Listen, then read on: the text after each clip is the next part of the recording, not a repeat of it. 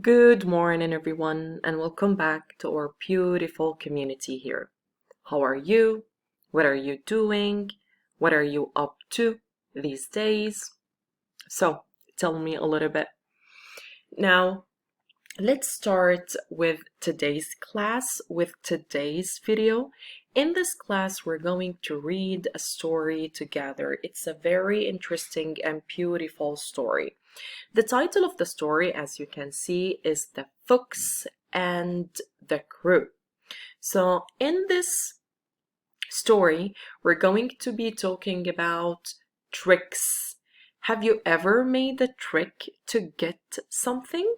So let's get started. Now, before we start with the text, we need to talk a little bit about the genre of the text, the kind, the type of this story. The genre of the text is fable. What is a fable? A fable is a story that usually uses animals to teach a valuable life lesson. So in the fable, the characters are animals and they use the animals to deliver a moral message at the end of the story. Usually fables are short and they state the moral lesson at the very end of the story. So as you can see here, what is a fable? Usually we have animals, they act like people, they send, they deliver a moral message at the end of the story. Usually the setting is outside, like garden, forests, and so on. So, before we start with the text, I need you just to think of these questions. What is a trick? And how tricks are sometimes used to get something? And have you ever made a trick to get something? So let's quickly start with the story.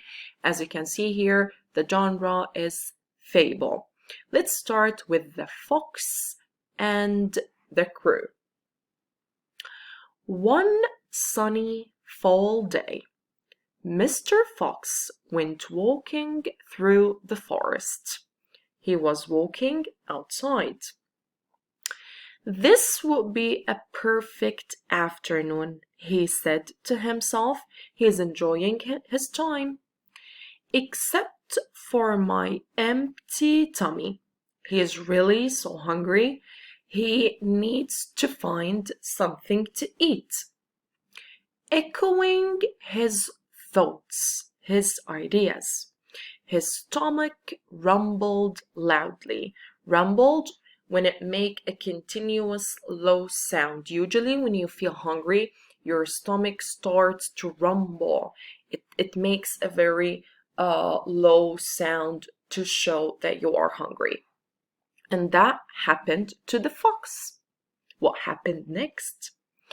Just then, Mr. Fox heard wings flapping overhead, and he looked up to see a crow with a large piece of cheese in its beak. As you can see, this is the crow with a very large piece of cheese in its beak. The crow landed in a tree nearby, and Mr. Fox thought to himself, that cheese looks very tasty. I must find a way to get it. Now the fox will start to think of a tricky way to get the cheese to eat because he's really so hungry and he wanted to eat that cheese. So let's see what he is going to do.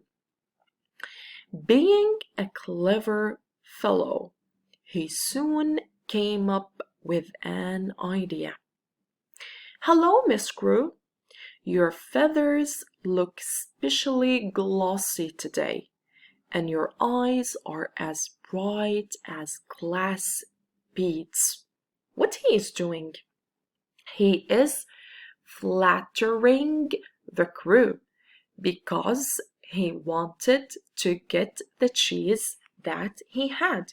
Usually, when you flatter someone, you tell him nice words to get what you want. For example, Jack, I really like your pen. It's so beautiful. Can I have it? You tell nice words to someone or to someone to have or to get something, to have this thing.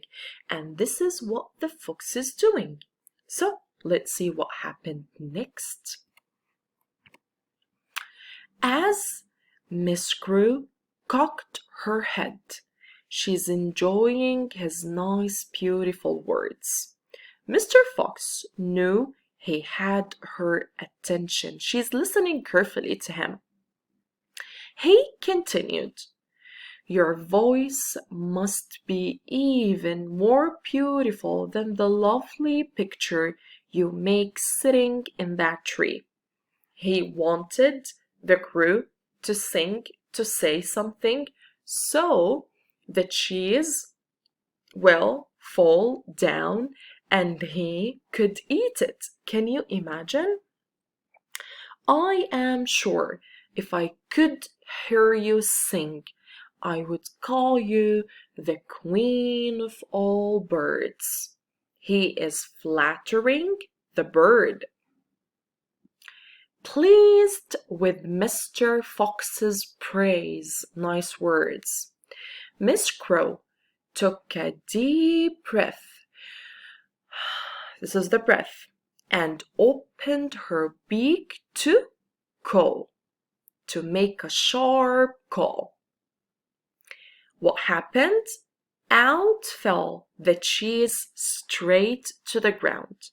Mr. Fox snapped it up. He bit it, right? He ate it. Yum! That is just what I needed, Miss Crow. Let me offer you some advice. This is the moral lesson at the end.